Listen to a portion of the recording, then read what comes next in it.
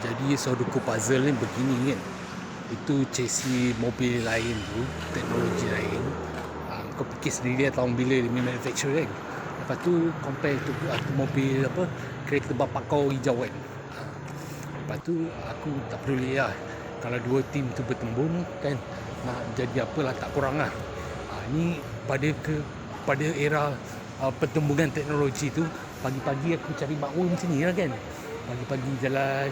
Hari ni kan Saturday, masuk awal sikit kan. Kita jalan. Duit tak ada ni kan.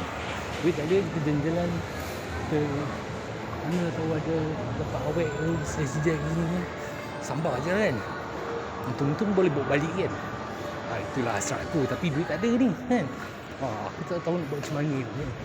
Tapi biar aku cool down dulu kat sini kan. Sebelum apa-apa hal lah, baik aku turun dulu kan. Nak naik ke nak turun ke, aku dah punya kepala kan. Tunggu ajak lagi. Aku tak tahu apa jadi ajak ni. Tadi aku nampak dia dua bas contingent PDRM KL dengan Selangor kot, parking kat luar kan. Katanya ada rawatan rasmi kat area sini kan. Tak tahulah. Baik aku jalan-jalan buat tak tahu je kan. Lantak korang lah. Bye.